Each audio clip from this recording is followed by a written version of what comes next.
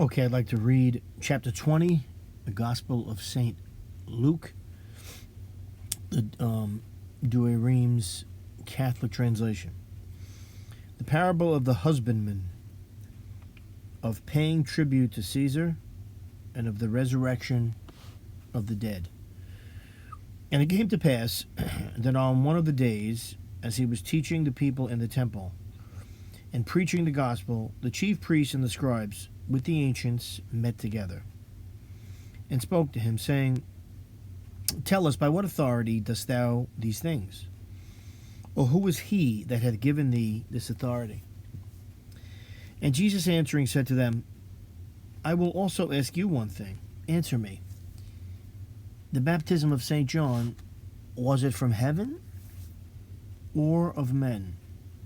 But they thought within themselves, saying, If we shall say from heaven, he will say, Why then did you not believe him?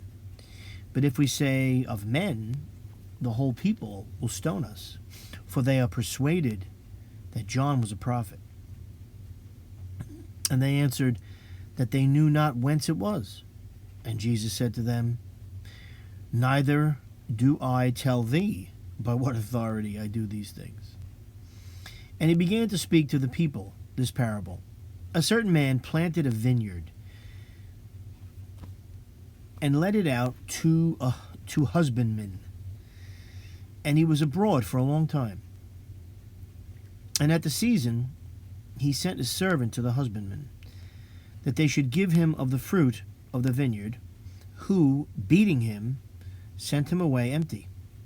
And again he sent another servant, but they beat him also, and treating him reproachfully, sent him away empty. And again he sent the third, and they wounded him also, and cast him out. Then the Lord of the vineyard said, What shall I do? I will send my beloved son.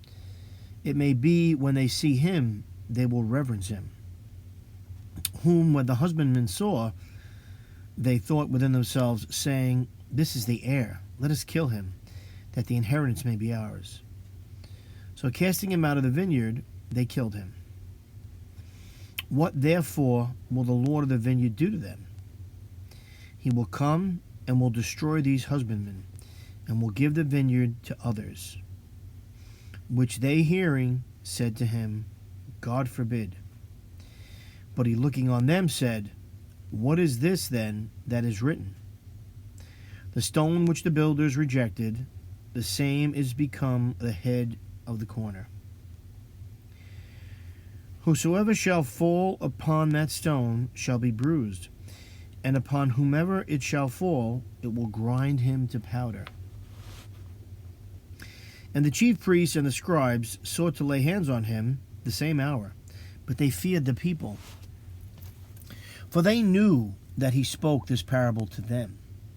And being upon the watch, they sent spies, who should feign themselves just, that they might take hold of him in his words, that they might deliver him up to the authority and power of the governor.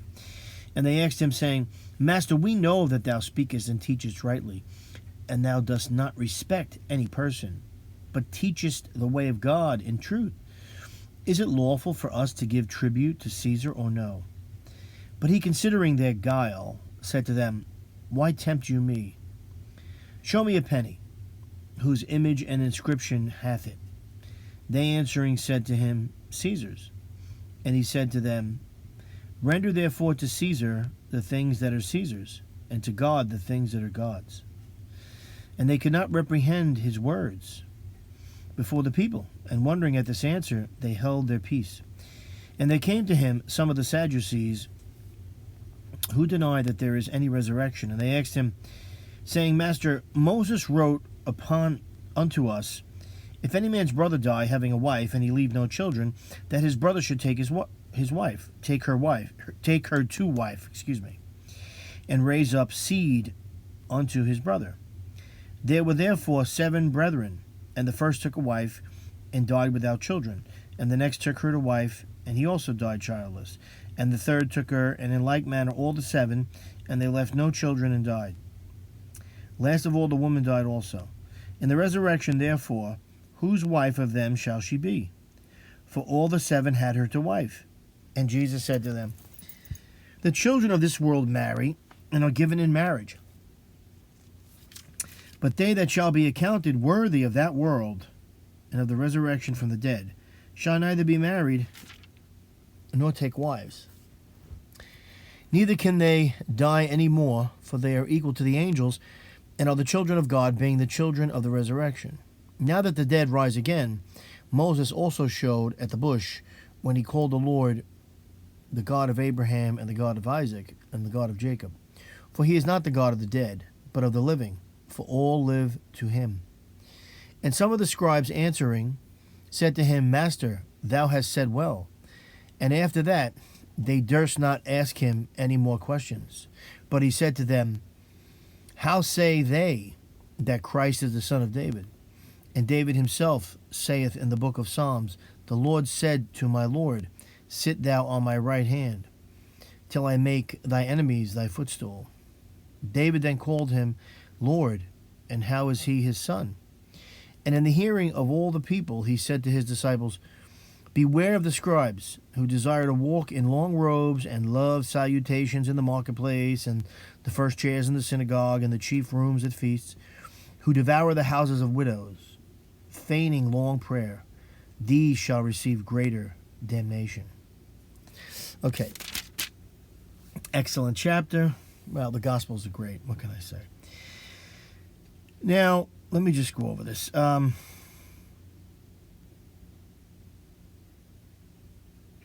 So in the beginning, right in the beginning here, they try to see these scribes, right? And these Sadducees, they're jealous of Jesus. So they want to make him look bad because they're the authorities, you see. They're the authorities. Who is this guy to come over here and start teaching? And Jesus taught with authority. When you heard him speak, you knew the man had authority. He knew what he was talking about, right? And you were getting the truth. They were jealous because they were the ones that the people looked up to, and, you know, they were the authority figures. So they were jealous of Jesus. So they tried to make him look bad. And they asked that question about John the Baptist. Well, they asked him a question. And then he asked them a question, and they couldn't answer it. And he said, well, if you can't answer my question, I'm not answering your question, right? Well, he knew they were trying to trap him, you know. And they knew they couldn't insult John the Baptist because the people loved John the Baptist, you know. Because they asked him, like, what authority do you teach? And Jesus wouldn't answer. And then he goes into this whole thing about a man who planted a vineyard, right? And this is the picture in front of you. Planted a vineyard, and, you know, it produced grapes, and when the time came, you know, they harvested the grapes or made wine or whatever they did, the people that were in charge of it, and this rich guy, you know, he's the one that put them in charge of it. He was going to get a percentage of what they sold.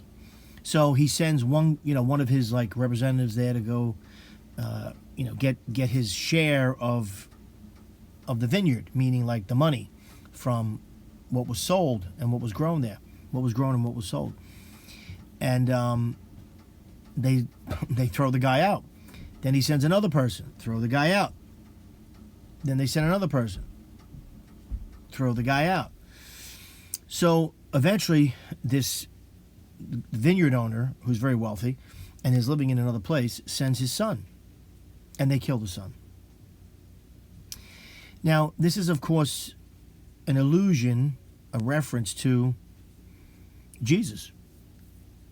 God has sent numerous people to the earth, right, to tell the people who knew that there was one God, the Judeans or the ancient Hebraics, the Israelites, okay, and they killed them. They tried to kill them. Some of them they killed. These are the prophets. These are the prophets. They ignored them and tried to kill them. And I believe some they did kill. And then he sends his son, which is Jesus. And this is alluding to the fact that they're going to kill Jesus. And of course, this is the case today, where America, and I'm not condemning Americans, but I'm just saying that America, Europe, all these Western countries, they're in a rough shape. We have been taken over by enemies from within, and we have failed to repent. And because no one has repented, meaning let's stop focusing on material things so much. I mean, I understand that they're needed, etc., but God is the primary thing in everybody's life. That's what it should be. Number one. And then families would stick together, couples wouldn't divorce as much if that was really the guiding factor. But it's not. So the country's going to suffer, and it's beginning. Okay? I mean, you really don't have to be a rocket scientist to see what's going on here. And this is brought upon us by ourselves. See, when you don't stick to God, he says, okay, and then you're taken over by your enemies. We've been taken over by our enemies. The country's been taken over by our enemies within. Anyway, so this is the vineyard. Then he says, let's see here. Then he talks about how, well, after this vineyard parable, he talks about how the promise, right, which was given to the Judeans, because they were the first to believe in monotheism, etc., that since they didn't believe and they wouldn't accept Jesus, it was going to be given to others. And who were the first? The Greeks. The Greeks were the first to convert. That's why the New Testament is in Greek. Okay? The Greeks, you could say, well, the Judeans were the first. Yes, some Judeans, but not in mass. The Greeks were the real first to, in a large way to convert. Okay? So Greece has had a special mission on this planet. Okay? And then eventually, of course, Italy converted, of course, because, some disciples went to Rome, and then they went to India and Egypt, North Egypt. So Africa, I should say, but Egypt's in the north. So anyways, just saying that the promise that would have been given to these Judeans is now going to be given to other people. And it did. It was given over to, the non-Judeans. And then they try to trap him again and says, should we pay taxes to Caesar? And Jesus said, well, show me a penny. Well, it's not a penny. Okay? The Romans didn't have pennies. They had bronze, silver, copper coinage. Anyway, on the coins, and they had names like denarius, sestertius, okay? On these coins would always have the picture of an emperor or someone who was a consul. So it would always have an authority figure. And then on the back, it would usually have a god or a goddess or some sort of other commemoration of something. But the point is, when he says Caesar, he doesn't mean Julius Caesar. He means the emperor. Caesar is a term for emperor. And he says, well, if that's whose face is on it, that's who it belongs to. Your job is to give what God wants, which is love. That's what he wants. Then they try to trap him again and ask him about this man who marries, this guy dies, and his wife, right, is taken to wife in marriage by his brother. So this woman marries like 7 times. And he says, well, on the resurrection day or whatever, in the other world, whose wife will she be? And he says, no one's. Because in heaven, there's no marriage in heaven. That's what he says, okay? There's no marriage in heaven. And they didn't really understand that, but he showed them that. And then at the end here, he says, then he alludes to the fact that he is, of course, the Son of God. He is. And then he talks about, he says, beware of the scribes who desire to walk in long robes and love salutations in the marketplace and the first chairs in the synagogue, blah, blah, blah. These are the religious authority figures. And there's a lot of corrupt ones around. And they're in all churches. It's not just in one church. They're in all churches, okay? And they can lead groups of people to hell, okay, because they teach the wrong thing. And, like, just for instance, the rapture thing, was, the born-again Christians are supposed to sit here with their hands under their behind and just, let evil run rampant and, God's going to beam you up. into the sky. This is heretical. It's not true, and it hurts people because people could be doing good. Instead, they're sitting here waiting, and